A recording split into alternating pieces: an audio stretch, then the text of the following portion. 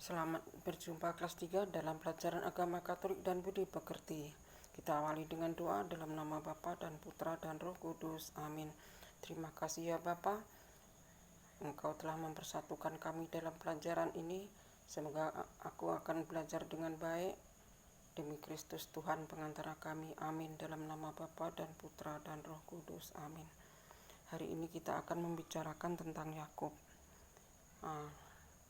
Jadi ini ceritanya begini, setiap orang yang punya keyakinan, berdoa dan berusaha, Tuhan akan mengabulkan doa dan usaha kita cepat atau lambat. Ini ada satu cerita si Andre ini orang tuanya tidak mampu, dia pergi sekolah jalan kaki, teman-temannya naik sepeda. Dia kelas 5 SD, jadi dia berharap dia ingin punya sepeda seperti teman-temannya agar pergi sekolah tidak jalan kaki. Caranya dia usahanya adalah dengan menabung.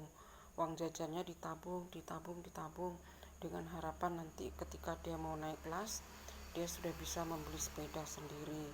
Dan dia selalu baik di rumah, membantu orang tuanya, di sekolah belajar dengan benar, dengan tekun. Begitulah seterusnya, dan setelah hampir naik kelas, hampir setahun, dibukalah tabungannya. Dia akan melihat bagaimana sudah dapat sepeda atau belum gitu. Ternyata setelah dibuka, dihitung uang tabungannya itu belum juga bisa untuk beli sepeda. Dia agak sedih. Tuhan, kapanlah aku punya sepeda? Doanya selalu seperti itu. Dia berharap orang tuanya bisa membantu, tapi orang tuanya kurang mampu. Jadi bapaknya ini mengerti perasaan si Andre seperti ini. Ketika pamannya datang dari kampung, bapaknya ini cerita bahwa si Andre ini mau beli sepeda tetapi uangnya tidak cukup katanya. Sudah itu pamannya ini mengajak bapaknya ini, ayolah biarlah saya tambah uangnya biar dapat sepeda. Akhirnya si Andre mempunyai sepeda. Demikianlah cerita singkat mengenai Andre. Kalau dia berusaha, berbuat baik, berdoa, akhirnya Tuhan mengabulkan permintaannya.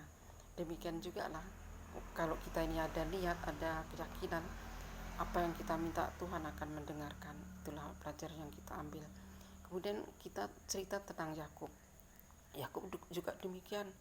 Yakub ini juga berusaha untuk mendapatkan berkat dari Tuhan, berkat dari orang tuanya. Ceritanya begini, Yakub ini adalah anak Ishak. Bapaknya namanya Ishak, ibunya namanya Ribka. Jadi Yakub ini berdua saudara, yaitu Esau dan Yakub. Si Esau ini anak sulung, dia lahir duluan daripada Yakub. Yakub adalah adiknya gitu. Jadi si kerja Esau ini suka berburu ke hutan. Bapaknya sayang sama Esau karena dia anak sulung. Kerjanya berburu, orang zaman dulu kan anak laki-laki berburu ke hutan. Kemudian si Yakub ini kerjanya di rumah, membantu orang tuanya, memasak, dia hobinya memasak, beternak kambing atau domba waktu itu. Jadi pada satu hari si Esau ini pulang dari berburu, dia kelaparan sampai rumah, dia teriak-teriak, Yakub, kamu kan udah masak, belilah makananmu untukku, aku kelaparan nih, kata si Esau. Yakub bilang, gimana ini, si kakak anak sulung membentak-bentak adik, memaksa-maksa adik untuk memberikan makanan, percuma aja jadi anak sulung. Ya sudahlah, ambil aja berkat ambil aja hak anak sulungku itu kalau kamu mau, katanya. Oh ya, akan kukasih makanan tapi ku ambil hak kesulungan kakak. Ambillah, kasih makanan itu, aku udah lapar. Akhirnya oke, ini makanan ku kasih kakak dan hak kesulungan akan ku ambil. Ambillah, katanya. Oke, begitulah si Esau dengan si Yakub. Sama dengan kita, kadang-kadang kita keras-keras dengan saudara kita ya. Jadi si Esau ini setiap hari berangkat ke hutan, pergi mencari binatang yang akan diambilnya, nanti akan dipotong, dagingnya dimakan, kasih sama bapaknya Yakub, bapaknya Ishak. Jadi pada suatu hari Ishak ini memanggil, atau ayahnya memanggil Esau. Esau, sinilah nak, lihatlah, bapakmu ini udah tua, mata sudah rabun, tidak bisa lihat baik lagi. Carilah buruanmu, binatang buruanmu, dimasak yang enak-enak untuk bapak, nanti bapak akan memberkatimu, kata bapaknya ini. Dan itu Esau berangkat ngambil alat-alat untuk berburu, berangkatlah ke hutan. Si Ribka ibunya sama si Yakub mendengar. Ribka bilang, Yakub, lihatlah bapakmu sudah akan memberikan berkat kepada Esau.